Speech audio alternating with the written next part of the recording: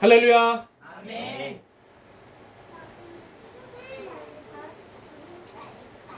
제가 이제 어느 날 제가 설교하는 걸 한번 본 적이 있습니다. 동영상으로. 그런데 여기서는 이제 교회에서 하는 설교는 그래도 너무 막 움직이지 않고 그리고 목소리도 큰데 예수kum학교에서 수요일날 예배를 드리는 그 동영상을 봤는데요. 그건 목소리가 너무 안 나오더라고요. 마이크를 이만큼 띄고 하니까. 저는 다 이제 들리니까 이만큼 띄고 하는데 목소리가 하나도 안 들리고 그 다음에 목이 이렇게 해가지고 목이 하나도 안 보이고 너무 많이 움직이고 그러더라고요. 그거 보면서 야 나도 스스로 자꾸 보면서 모니터를 해야 되겠구나 라는 생각을 했습니다. 제가 왜 그런 생각을 했느냐, 그리고 머리가 너무 막 헝클어져 있죠. 그래서 제가 오늘 머리를 좀 정리를 한 거예요. 내 머리를 보면서 너무 막 예전에는 항상 머리를 2대8로 이렇게 하고 머리 넘기고 막 그렇게 했는데 어느 날부터인가 굳이 그렇게까지 해야 되나 그랬는데 영상을 찍으면서 보니까 해야 되겠구나 그런 생각을 다시 하게 됐습니다.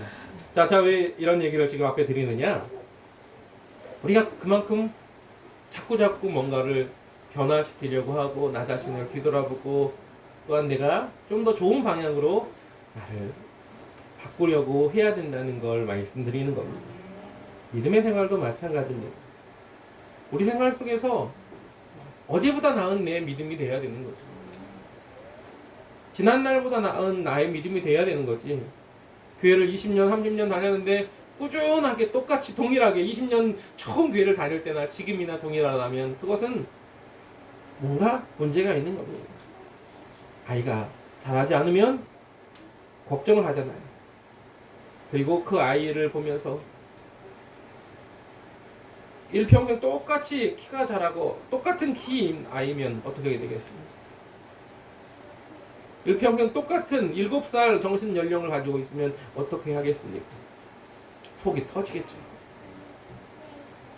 얼마 전에 마친 드라마 나쁜 엄마에 어느 날 그렇게 명석하던 검사 아들이 7살짜리 애가 돼가지고, 그러니까 7살 지능으로 내려가서 그러고 있으니까 엄마가 얼마나 마음이 아프겠어요.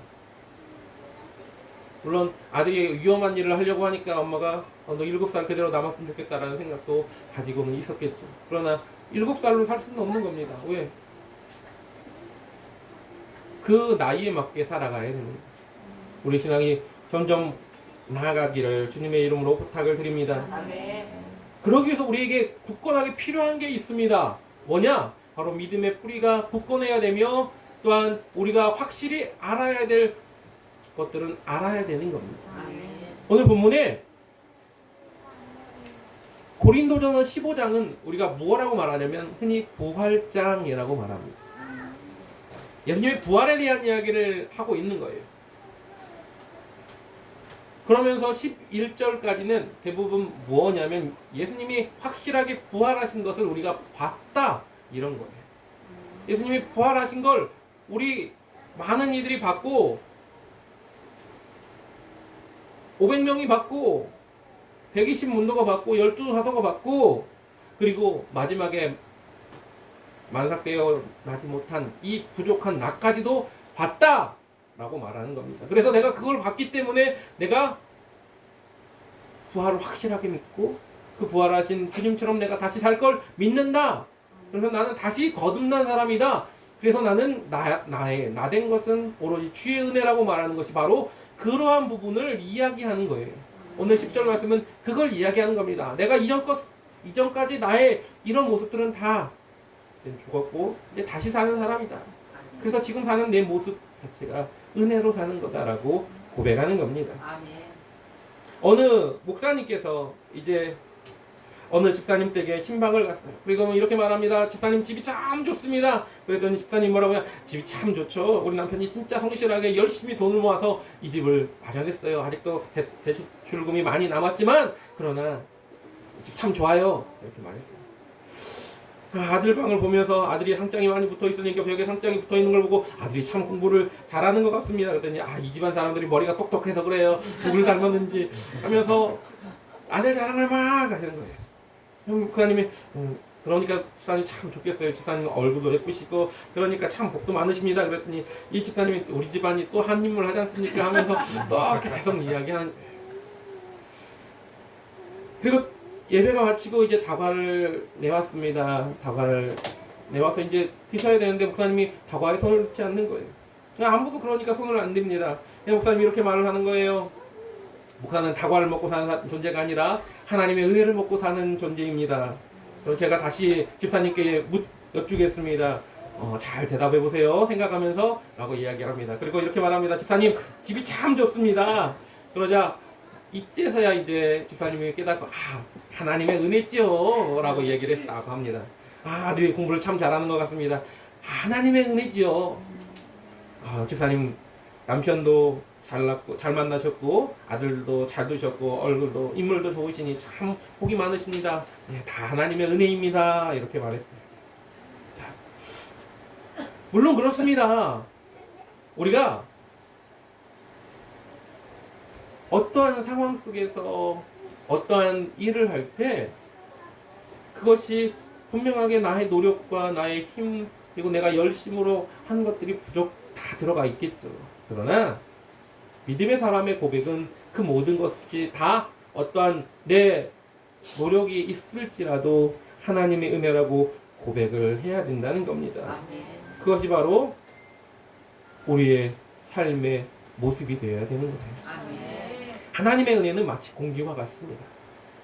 공기는요, 우리가 의식하지 않고 인식하지 않지만 그러나 공기가 있는 걸 아는 것처럼 믿음의 사람은 여러분 순간순간 의식하지 않고 인식하지 못하더라도 하나님의 은혜가 우리로 하여금 우리를 굳건하고 살아가게 한다는 걸 알아야 됩니다.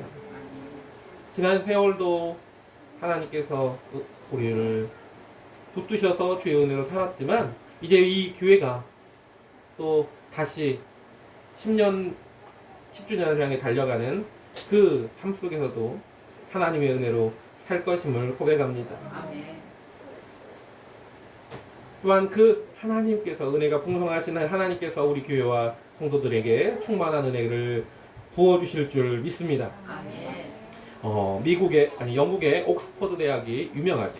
그 옥스퍼드 대학교에서 비교 종교학 회의가 열렸습니다. 세계 각국의 석학들이 모여서 이야기를 합니다. 어떤 것이 하나님의 가장 어떤 모습으로 살아가나 교회들 각 종교들은 무엇으로 살아가는지에 대한 이야기를 하게 됩니다. 그때 지나가던 C.S. 루이스라는 그 교수가 거기에를 잘못 들어왔습니다. 가지고 C.S. 루이스가 그거를 잘못 들어왔는데 보니까 비교 종교학 회의라서 나도 기독교인의 한 사람으로서 참석을 해야겠다 하고는 참석을 한 겁니다. C.S. 루이스는 기독교 역사의 현대 그 종교학에서 굉장히 중요한 역할을 감당하는 설교학의 제자입니다. 근데 이분이 그걸 찬찬히 듣다가 이제 이런 말을 합니다. 기독교의 독특성이 있는데 그게 뭐냐면 바로 은혜다. 불교는 고행으로 대표되고 힌두교는 업보를 또한 유대교는 언약을 그리고 이슬람교는 코란으로 대비된다면 그래서 인간의 노력으로 인정받기를 또한 제한하는 모습이 있다면 기독교는 오로지 하나님께서 죄인인 인간을 찾아오셔서 조건 없이 은혜를 베푸시는 것을 기초로 하고 있다라고 이야기했다고 합니다. 그게 우리의 모습이라는 겁니다. 아멘. 여러분, 우리 주님은 자기를 대신 죽이시고 우리를 살리셨습니다. 은혜만을 가지고 살 수 있는 귀한 믿음의 사람이 되기를 원합니다. 아멘. 은혜는요, 자격 없는 자에게 값없이 거저오는 것이고, 은혜는 베푼 자의 부담으로 거저받는 선물입니다. 아멘. 또한 은혜는 주님이 친히 값을 미리 치러주셨기 때문에 우리가 값을 낼 수 없는 겁니다. 아멘. 그런 귀한 선물을 우리는 받았습니다. 아멘. 은혜를 잘못 이해하는 사람들이 있습니다. 내가 어떻게 열심히 뭔가를 하면 은혜를 받을 거라고 생각하는 거예요. 내가 열심히 교회에서 봉사하고 헌신하면 내가 은혜를 받을 거라고 생각합니다. 여러분, 그건 은혜하고는 다른 겁니다. 그건 마치 보상을 받는 것과 같죠. 그러나 은혜는 다른 겁니다. 예수님은 그러한 비유를 이렇게 말하고 있습니다. 마태복음 20장에 보면 포도원 품꾼의 비유가 나옵니다. 포도원 품꾼 비유를 보면은 이제 포도원에 있는 그 주인이, 농장 주인이 아침에 시장에 나가가지고 어떻습니까? 일할 사람을 찾죠. 그리고 다시 몇 시에 나가요? 9시에 나갑니다. 그리고 12시에 나갑니다. 그리고 오후 3시에 나가요. 그러면 그들한테 뭐라고 말합니까? 다 하루 일당을 주겠다라고 이야기를 합니다. 그리고 마지막 마무리할 시간 오후 5시에 또 나갑니다. 그리고 그들을 아무도 찾아주지 않는, 그래서 그냥 시간을 허송하고 있던 그들을 1시간 남았지만 와서 일하면 똑같이 품삯을 주겠다 데리고 옵니다. 그리고 정말로 1시간만 일하고 이제 품삯을 서로 받는 시간이 되었습니다. 그때 어떻게 합니까? 아침에부터 열심히 일했던 사람이나 오후 5시에 와서 일했던 사람이나 동일하게 하루치 품값을 받습니다. 그러자 아침에서부터 열심히 일했던 사람은 우리는 더 받을 줄 알았는데 왜 똑같이 받냐고 따지지 않습니까? 주인이 뭐라고 말합니까?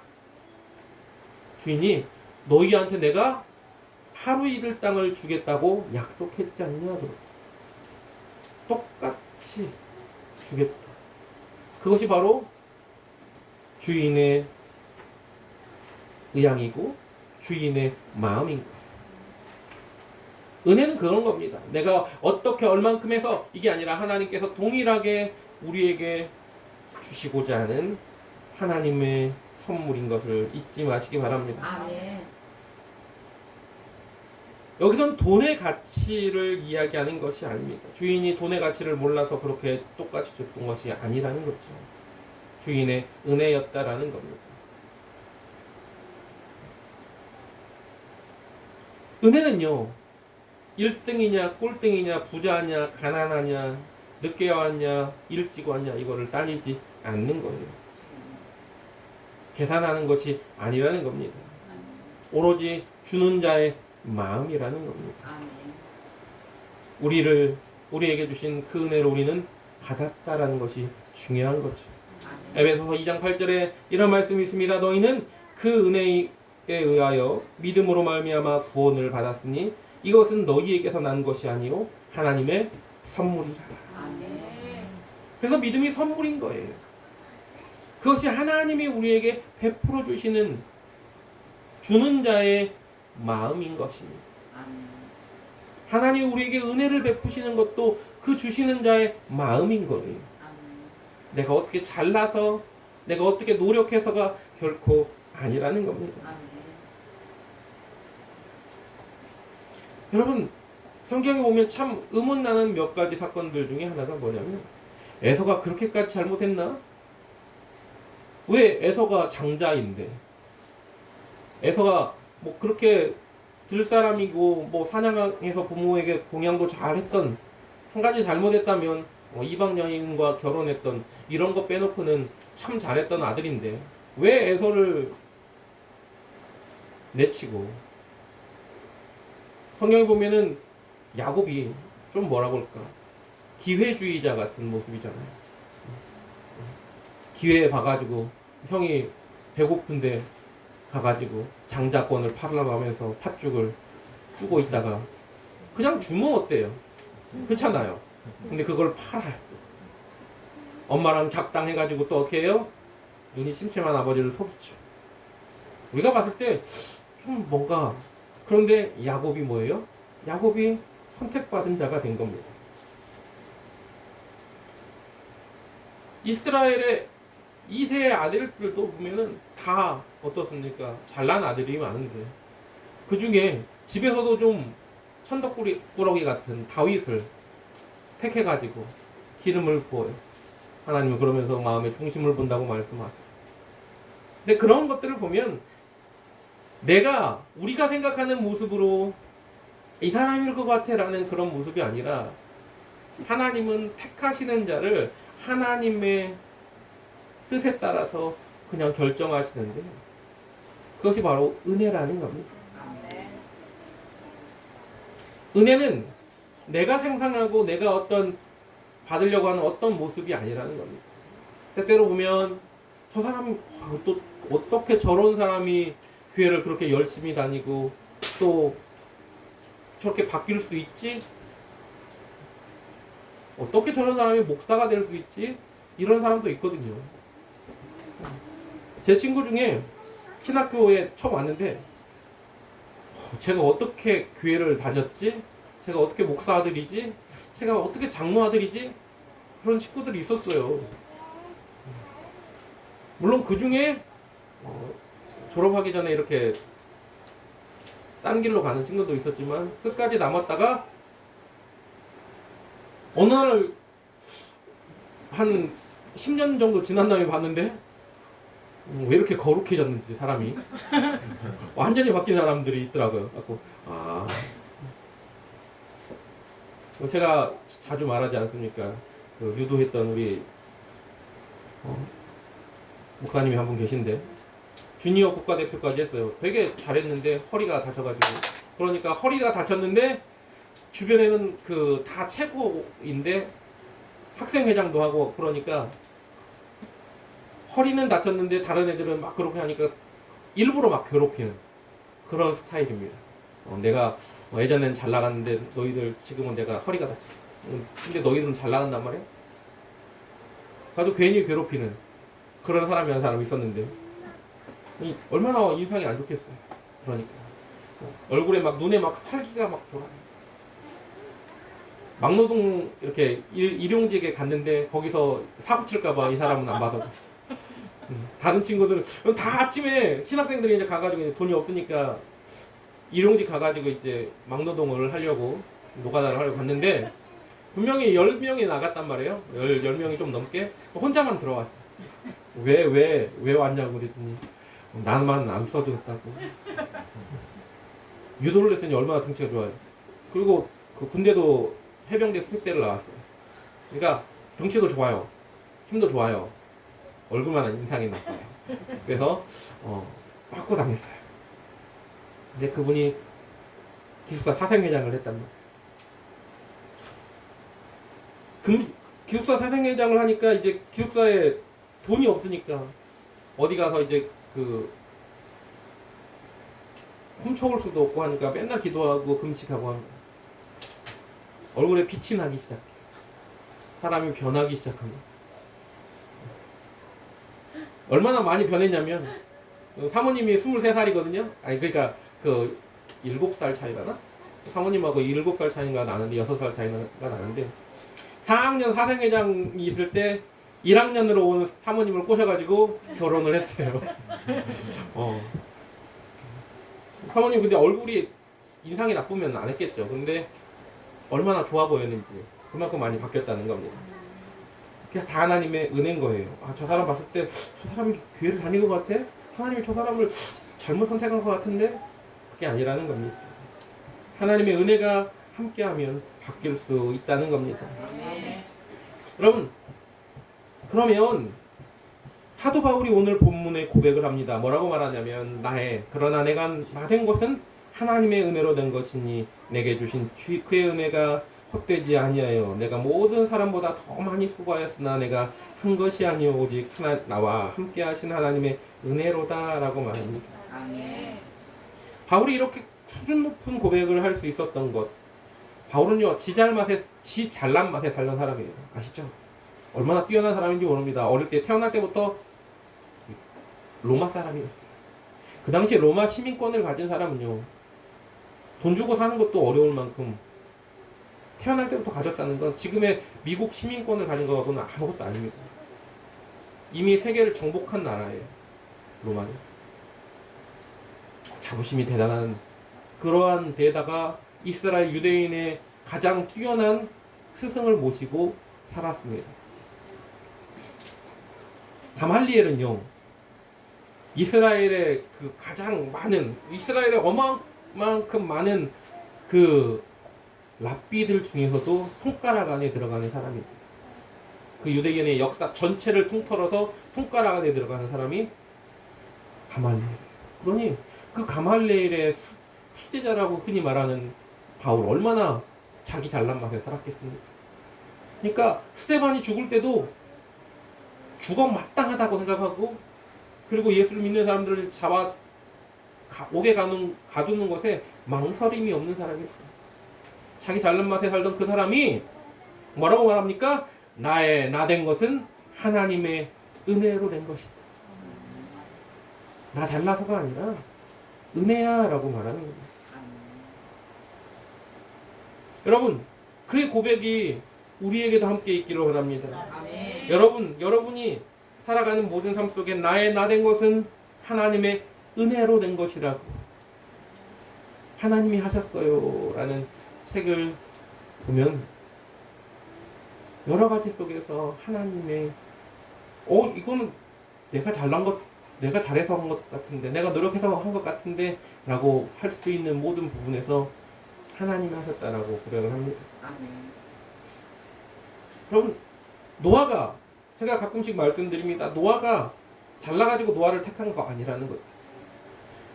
아브라함이 잘나가지고 아브라함을 택한 것이 아니라는 겁니다. 하나님의 은혜였어요. 아멘. 여러분, 그래서 노아는 여호와께 은혜를 입었다라고 성경은 기록하고 있습니다. 주님이 주신 은혜로 우리가, 노아가, 지금 우리가 알건 노아가 된 거예요. 믿음의 조상 아브라함도 아브라함이 되는 것이 그가 잘나서가 아니라 하나님이 은혜를 허락하여 주셨기 때문임을 잊지 마시기 바랍니다. 아멘. 모세도 마찬가지예요. 모세가 처음부터 잘났습니까? 자기 잘난 멋에 살다가 사람 죽이고 도망자가 돼가지고 40년 동안 양치다가 나 못해요 그러지 않습니까? 나는 입이 곱고 혀가 둔하여 말을 못합니다. 그 말은요, 나 못한다는 말이에요. 그래서 하나님 어떻게 해요? 너 아론 있잖아, 말 잘하는 아론, 네 형 찾아가. 그러면 뒤에 보면 정말로 모세가 말을 못해서 그럴까요? 뒤에 보면 말을 얼마나 잘하는지 몰라요, 모세가. 근데 왜 말을 못한다고 했을까요? 거부한 겁니다. 나 못해요. 그런 모세를 하나님이 사용하신다는 겁니다. 아멘. 그 여호수아에게도 그러죠. 여호수아가 이제 모세가 죽고 후계자가 됐어요. 그리고 이제 지도자가 됩니다. 여호수아가 나 못하겠습니다 그러죠. 어떻게 해야 합니까? 모세 같은 뛰어난 인물, 뒤에 나오는 인물들은 비교 대상이 될 수밖에 없고, 그러다 보니까 할 수 있는 일이 너무나 한정될 수밖에 없는 거죠. 그렇지 않습니까? 앞에 정말로 뛰어난 지도자가 있으면 뒤에 그 있는 사람은 뭐 아무리 열심히 잘해도 욕을 먹게 되어 있습니다. 못하겠다라고 하는 거죠. 그러자 여호수아 1장 5절에 이렇게 말합니다. 내가 모세와 함께 있었던 것 같이 너와 함께 있을 것이다. 그런 겁니다. 엘리야가 처음부터 불의 선지자였던 건 아니라는 거죠. 엘리사가 처음부터 능력이 엘리야의 갑절이 되었던 건 아니라는 겁니다. 엘리사는요, 농사꾼이었어요. 밥 메고 있었어요. 열심히 속 끓으면서. 그런데 하나님께서 택하셔서 엘리야 되고, 엘리사가 되고, 다윗이 되었다는 겁니다. 그것이 바로 하나님의 은혜로서 말미암아 된 것임을 여러분 잊지 마시기 바랍니다. 여러분도 마찬가지입니다. 여러분됨이 여러분이 하나님의 여러분을 어떻게 사용하시던 그 모든 것이 하나님의 은혜임을 잊지 마시기 바랍니다. 아멘. 두 번째 이렇게 말합니다. 뭐라고 말합니까? 내가 모든 사람보다 더 많이 수고하였다. 그러나 내가 한 것이 아니오 오직 나와 함께 하신 하나님의 은혜라고 고백합니다. 아멘. 여러분 모든 것이 다 하나님의 은혜라면 우리의 수고와 우리의 노력 그것이 아무런 가치가 없는 것일까? 근데 가만히 있으면 하나님이 다 알아서 해주시겠네요. 그건요 이슬람교에서 하는 말이에요. 인샬라 신의 뜻대로. 그 말이면 다 통합니다. 저기 아랍 사람들한테는요 인샬라 하면 다 끝이에요. 걔네들은 그냥 신의 뜻대로 그래 이게 다 신의 뜻대로지 이게 끝입니다. 그거하고는 다른 거죠. 그냥 제가 예전에 어릴 때 정말로 모든 게 하나님의 은혜로 하나님이 다 들어주실 거야 해갖고 새벽 예배를 꾸준하게 다녔는데 공부는 하지 않고 성적이 오르지 않더라고요. 네, 성적이 오르지 않습니다. 여러분 열심히 공부를 해야 성적이 오르는 거예요. 기도한다고 그 일이 뒤바뀌어지지 않습니다. 물론 특별한 경우는 있습니다. 기도해서 우리가 아무것도 안 했는데 마치 홍해가 갈라지는 것처럼 여러분 우리 힘으로는 결코 안 되는 일이죠. 뒤에 애국 병정이 쫓아오는데 그들하고 우리가 싸울 수도 없고 우리가 지는데 100% 우리가 할 수 없는 그 상황 속에 하나님이 때때로 역사하시는 그런 모습들은 있죠. 그런 기적들은 있습니다. 그러나 그런 거 말고 가만히 있어가지고 뭐든지 되는 것은 아니라는 겁니다. 여러분 감나무 밑에서 입을 막 벌리고 있다고 해가지고 내 입속으로 감이 톡 하고 쏙 들어가는 경우는 없습니다. 다른 데 떨어지거나 그래. 내가 따야지. 익은 걸 내가 따야 되는 겁니다. 소고구마가 있어야 돼요. 하나님께서 우리에게 밥을 차려주실 수도 있지만 밥을 떠먹는 건 내가 해야 되는 일이라는 겁니다. 아멘.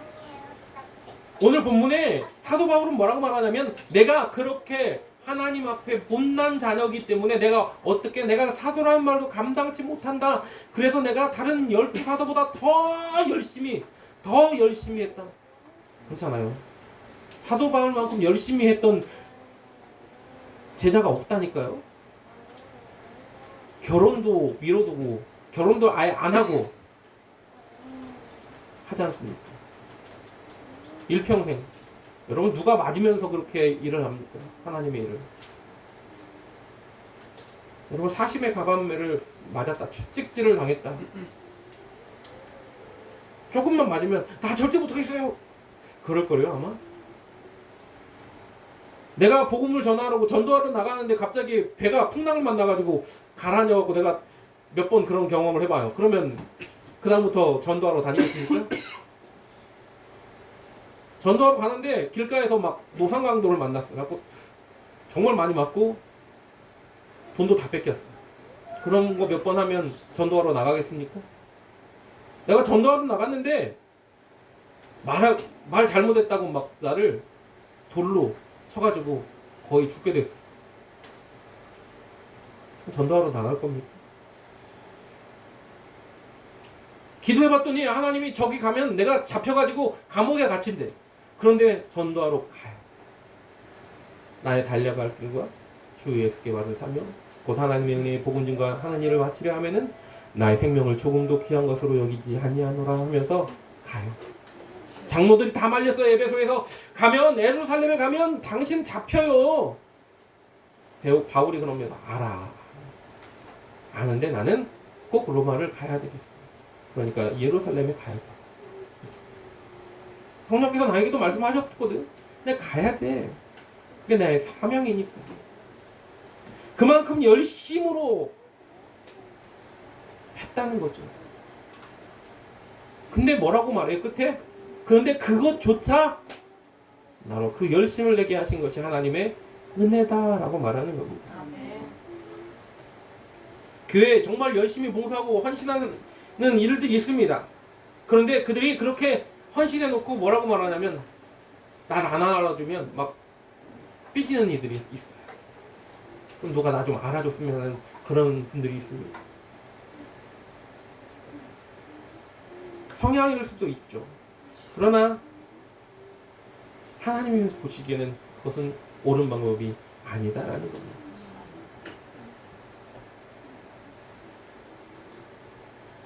사람들에게 칭찬받으려고 뭔가를 하는 것이 아닙니다. 마태복음 6장 2절부터 4절에 이런 말씀하셨어요. 예수님이 그러므로 구제할 때 외식하는 자가 사람들에게 영광을 받으려고 회당과 거리에서 하는 것 같이 너희 앞에 나팔을 불지 말라. 진실로 너희에게 이르노니 그들은 자기 상을 이미 받았느니라. 너는 구제할 때 오른손이 하는 것을 왼손이 모르게 하여 내 구제함을 은밀하게 하라. 은밀한 중에 보시는 너희 아버지께서 갚으시리라. 여러분 자기 상을 이미 받은 외식하는 자가 되지 마시길 바랍니다. 오른손이 한 일을 왼손이 모르게 하십시오. 여러분의 어떤 노력과 헌신과 봉사를 폄훼하려고 하는 것이 아닙니다. 폄하하려는 것도 아니고 그것이 잘못됐다고 말하는 것도 아니고 여러분이 그 노력한 거 알아달라고 남들한테 이렇게 하는 것이 잘못됐다 말하는 것도 아닙니다. 그러나 이 땅에 있는 사람들에게 그것이 알려지는 것, 그것이 칭찬받아가지고 내가 그거 높여지고 그것을 상 받는 것, 이 땅에서 받는 상보다 이 땅 사람들은 몰라줘도 하늘 아버지께서 알아주시고 하늘 아버지를 통해 받는 상이 훨씬 더 큼을 우리는 알아야 된다는 겁니다. 아멘.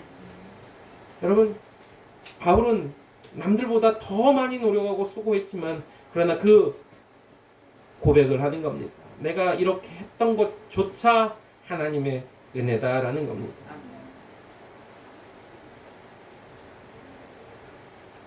내가 이만큼 어떤 일을 수고했을 때 그거 받은 것보다 훨씬 더 큰 뭔가를 대가를 받기를 원하는 이들이 얼마나 많습니까? 그러나 바울은 이렇게 말합니다. 내가 정말 죽을 만큼은 수고했지만 이것조차 은혜이다. 하나님이 허락하셔서 한 것이다. 오늘 저와 여러분은 그 바울의 고백을 날마다 듣기를 원하고 같이 고백하기를 원합니다. 나의 나는 것은 하나님의 은혜이고 내가 열심히 주를 위해 봉사하고 헌신한 그것조차 그렇게 하게 하신 이는 하나님이시고 하나님의 은혜로 된 것입니다. 아멘. 저와 여러분은 은혜로 사십시다. 아멘.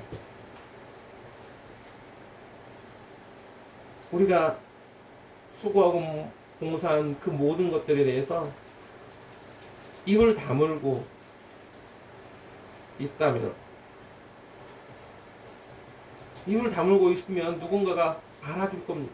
그런데 내가 자꾸 떠벌려요. 내가 이렇게 했어. 내가 이것도 이렇게 했고 저것도 저렇게 했고 오히려 은혜를 까먹는 거죠.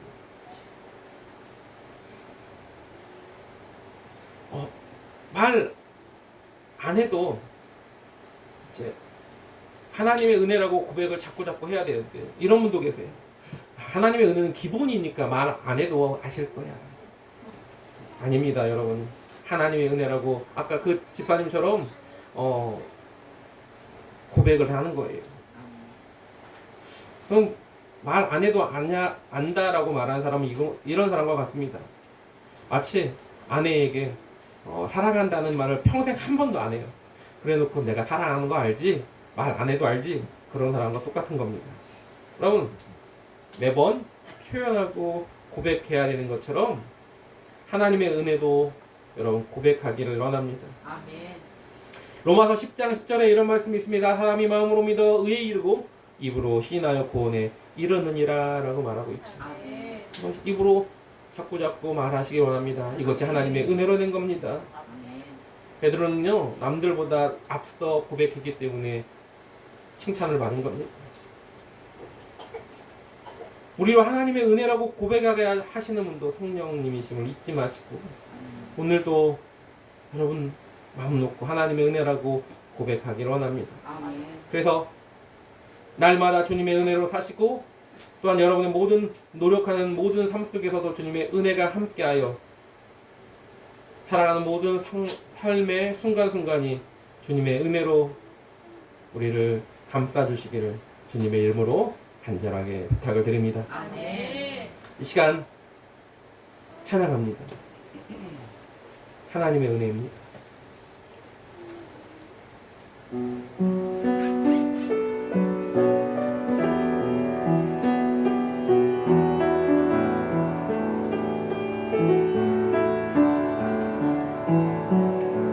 나를 지으신 이가 하나님,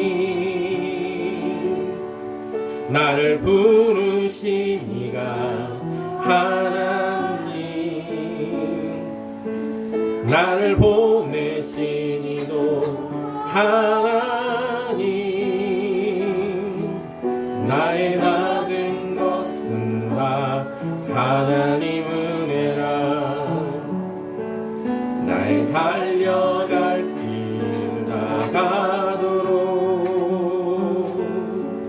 나의 마지막 복 다하도록 나로 그 십자가 품게 하시니 나의 모든 것은 다 하나님 은혜라.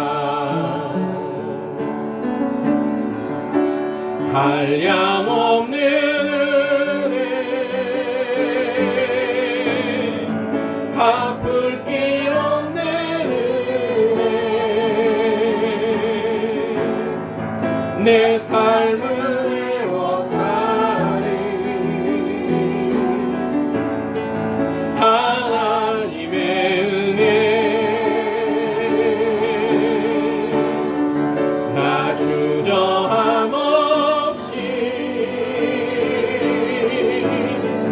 그 땅을 밟음도 나를 붙드시는 하나님의 은혜. 나를 지으신 이가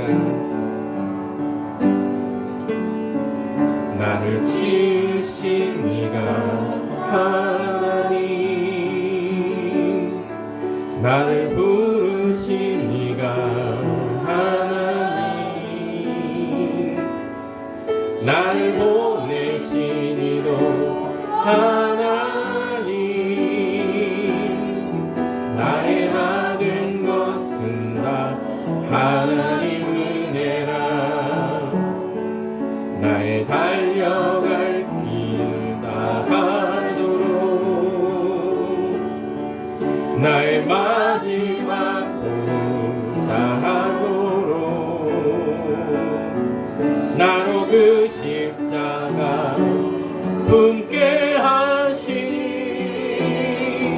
나의 작은 것은 다 하나님 은혜라.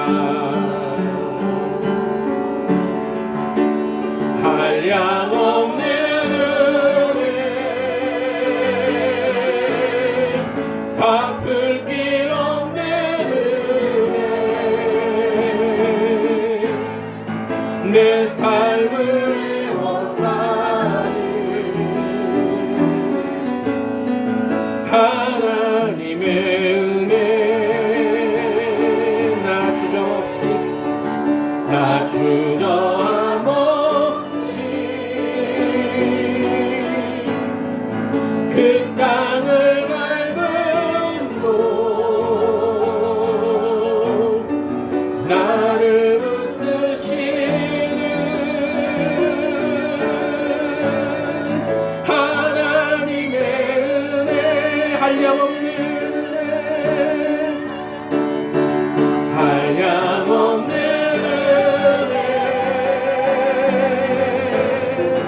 갚을 길 없는 은혜, 내 삶을 외워사니 하나님의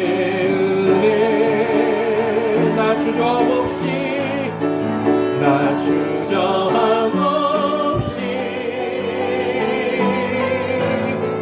그 땅을 밟은 곳